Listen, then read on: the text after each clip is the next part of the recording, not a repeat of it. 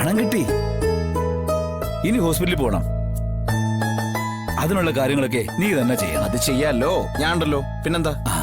എടാ, കൂടെ ഉണ്ടെന്ന് പറഞ്ഞാ പോരാ, കാര്യങ്ങളൊക്കെ ഓടി നടന്ന് ചെയ്യണം.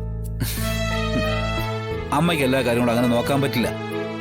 ടിക്കറ്റ് ബുക്ക് ചെയ്യണം, അവിടെ ചെന്നാൽ ഏത് ഡോക്ടറെ കാണണമെന്ന് അറിയണം. അങ്ങനെ എല്ലാത്തിനും നിന്റെ ശ്രദ്ധ വേണം.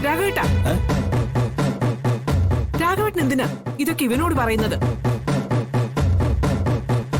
നിങ്ങളെ കൊണ്ട് ഹോസ്പിറ്റലിൽ പോകാൻ ഇവനുണ്ടായിരുന്നോ? അവനുണ്ടായിരുന്നോന്ന്? അത് പിന്നെ ഭാമേ, അവന്റെ ജോലി.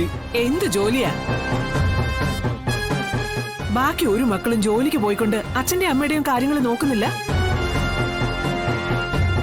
രാഘവേട്ട, അതൊന്നുമല്ല. അവനെ ആവശ്യമില്ല. ഇത് എന്റെ അച്ഛനും അമ്മയാണ്, അവർക്ക് വേറെ ആരുമില്ല, ഞാൻ മാത്രമേ ഉള്ളൂ എന്നുള്ള തിരിച്ചറിവ് അവന് വേണം. അല്ലമ്മേ, അമ്മ പറയുന്ന കേട്ടതൊന്നും ഞാൻ എന്റെ തന്നിഷ്ടത്തിന് നടക്കുമെന്ന്. ഹോസ്പിറ്റലിൽ അച്ഛനെ കൊണ്ടുപോയത് അമ്മ തന്നെയാ, സമ്മതിച്ചു. അന്ന് എനിക്ക് വരാൻ പറ്റിയില്ല, അതെന്റെ തെറ്റാണ്, ഞാൻ സമ്മതിക്കുന്നു.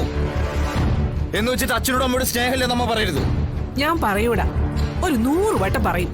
അതിന് കാരണമുണ്ടടാ. ഈ മത്സരത്തിൽ ഞാൻ പങ്കെടുത്ത എന്തിനാണെന്ന് നിനക്കറിയാവോ? നിന്റെ അച്ഛന്റെ ചികിത്സയ്ക്ക് വേണ്ടി. ഞങ്ങൾ ഈ വീട്ടിലുള്ള എല്ലാവരും, അന്യ വീട്ടിലെ ആ കൊച്ചു വരെ ഞങ്ങൾക്ക് വേണ്ടി ഒപ്പം നിന്നപ്പോഴേ നീ ആർക്കൊപ്പമാണ് നിന്നത്? ശാരദയ്ക്കൊപ്പം.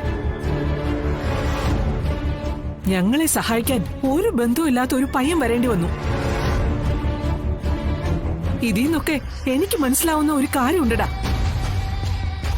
നിനക്കേ ഞങ്ങളെ തന്തയും തള്ളയും വേണ്ട. നിന്റെ ചോറ് ഇവിടെയും കൂറ് അവിടെയോ. നീ ഇവിടെ താമസിക്കേണ്ടവനല്ല. ചെല്ല് ശാരദയുടെ വീട്ടിൽ പോയി പുറത്തോ. അച്ചി വീട്ടില്. അച്ചിയുടെ പാവാട ചരടി ജീവിതം കണ്ടവന് നല്ലത് പറഞ്ഞു കൊടുത്തിട്ട് ഒരു കാര്യമില്ല. 12 കൊല്ലം പട്ടിയുടെ വാല് കുഴലിലിട്ടാലും അത് വളഞ്ഞേ ഇരിക്കുമെന്ന് പറഞ്ഞതുപോലെയാ നിന്റെ കാര്യം.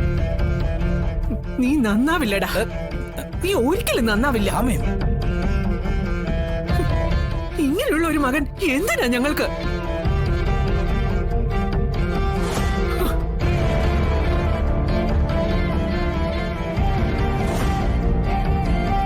എന്തൊക്കെയാണ് ചമ്മി പറയുന്നത്?